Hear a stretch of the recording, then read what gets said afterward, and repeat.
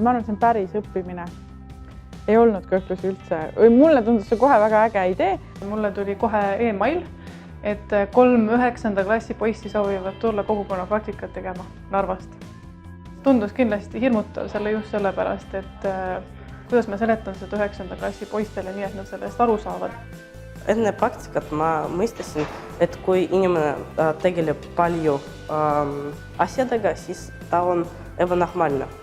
Aga praegu, kui ma olin praktikal ja kui ma seda nägin, kuidas see tehakse, ma mõistan, et nad ei ole ebanormaalsed. Nad on väga õnnelikud. Kogukonna praktika on kogemusõppe, mille käigus õpilased lähevad vabaühendusse lühipraktikale. Õpilane saab praktilise kogemuse, kool saab sisulisema õppekava ja vabaühendus saab tuttavaks kohalike noorte ning tulevaste tegijatega. Noored lähevad enda valitud organisatsiooni, osalevad seal tegevustes, teevad mingisugust endale huvitavad ja jõukohast ülesannet ja samas see ülesanne on hästi oluline organisatsioonile.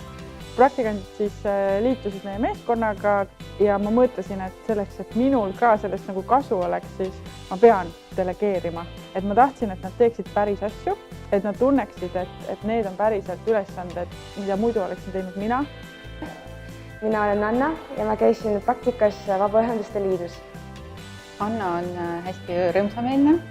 Narvas oli kodanikuühiskonna teemaline seminar, konverents, ma kutsusin ta kaasa, et siis ülesandeks praktikantidele oli teha reportaaži sellest. Selline kogukonna praktika oli just nimelt seotud vaid põhimõtteliselt ühe konverentsiga, aga see mõju, mis ta andis, oli päris suur. Kui ma näen probleemi, siis ma seda ennetan. Aga enne praktikat, kui ma seda nägin, ma mõistasin, et teised võivad seda teha.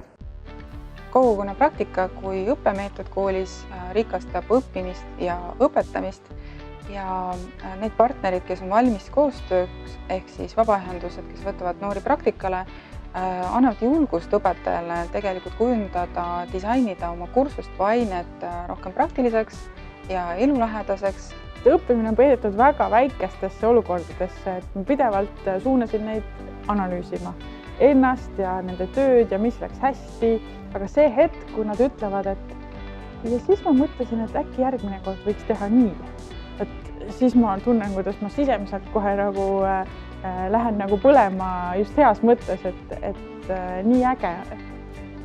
Kõige suurem muutus ongi see õpilaste enda motivatsioon, et kui nad lähevad sellest mugavustsoonist välja, siis see, mis tagasi saad, ongi tegelikult väga motiveeritud õpilane. Miks meie jaoks kogukonna praktika äge asi on see, et me elame siin tihtipeale nagu kodanikuühendusena omas mullis, teeme oma asja, mõtleme, suhtleme ühesuguste inimestega, aga see, kui kooliõpilane tuleb hoopis kuskilt mujalt, siis saab väga palju paremini aimduse, et kuidas tegelikult inimesed või noored sellest aru saavad.